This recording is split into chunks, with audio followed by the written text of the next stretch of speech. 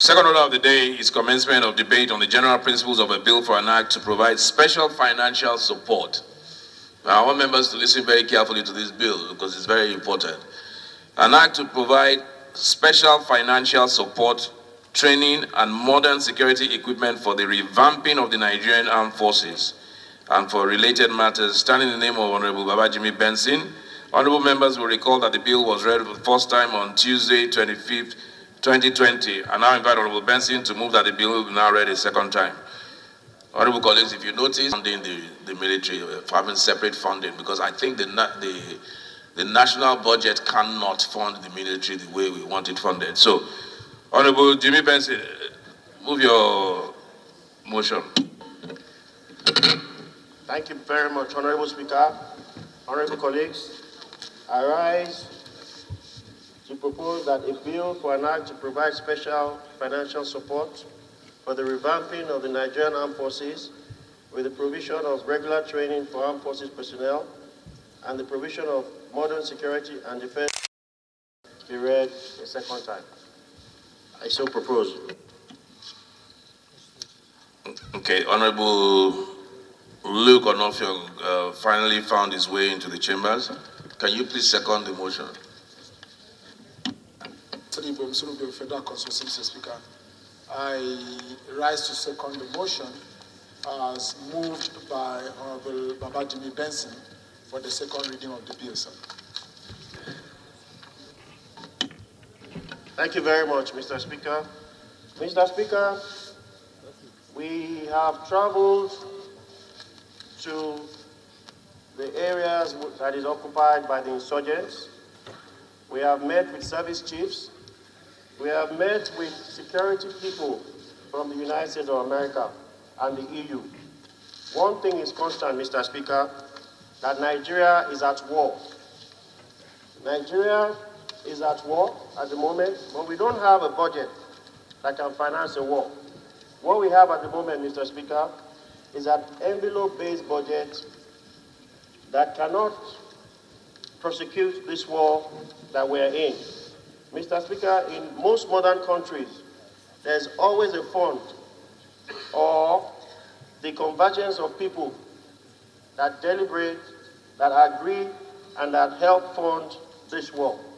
Mr. Speaker, we also met with the ebullient, efficient, compassionate governor of Borno State, who has also expressed his unhappiness at the way this war is being prosecuted. To this end, Mr. Speaker, we have come up with a bill that we believe can help end this war within the shortest possible time. It's a bill that has 23 sections.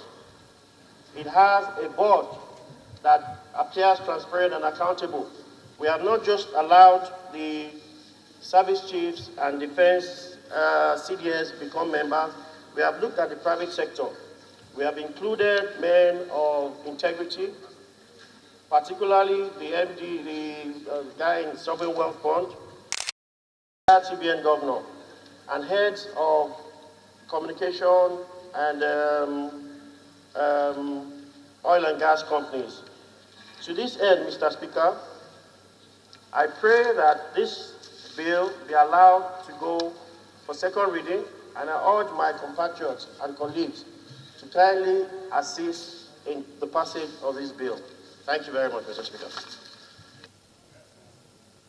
Honorable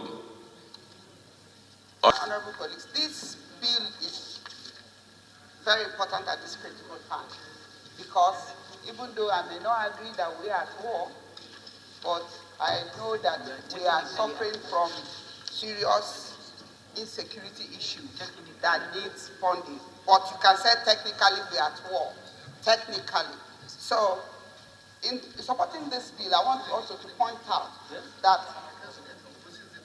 people should not be scared about having a trust fund, so to speak.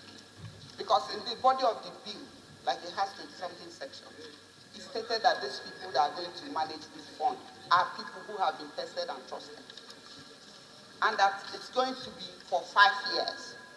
Meaning that within 5 years, we predict that the situation of insecurity would have come to a halt. That's what the parliament believes, and that's what the executive also believes. And I also have to state here that we, as parliament, have investigated a lot of funds in the past. And we know that most times, if we budget for certain items, people divert it to do other things. And these are the concerns of people. And that is why in the crafting of this particular bill, we stated the kind of people that will manage this fund. So we are aware, so that people will not go and say, oh, another conduit pipe. This particular fund is not going to be a conduit pipe for anybody. The narratives have to change because all of us are hurting. People are hurting.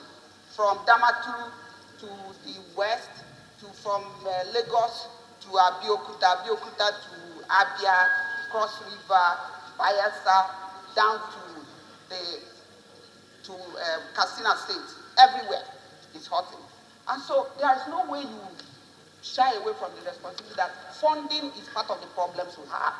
Because over the years, you see that many people who have taken up arms, that our security agencies don't even have the arms to match them. Some of them will carry AK-47 or something that is even higher than that, and we are carrying something that they will call Pala or whatever, or pump action, whatever name. But the point is that what we have is not commensurate to the kind of situation that we find ourselves in. And of course, nobody believes in Nigeria that we're going to face people who are ready to kill themselves. And so it's very tricky, and it's something that is very, very serious. And so I support that security is development. Without security, there won't be any development. Like just yesterday I was saying, that even if you deploy contractors to go and work on a road that kidnappers have stationed themselves day in and day night, or they kidnap one contractor and the other people will go.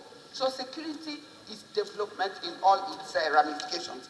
So, Mr. Speaker, honorable colleagues, there's not much to talk on this bill apart from the point that we need these funds, and people who are going to manage these funds shall be tested, trusted Nigerians. And the bill and the fund will last for 5 years. It's not forever.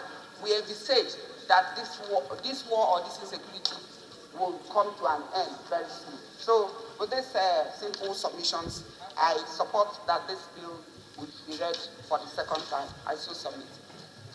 Representatives, no.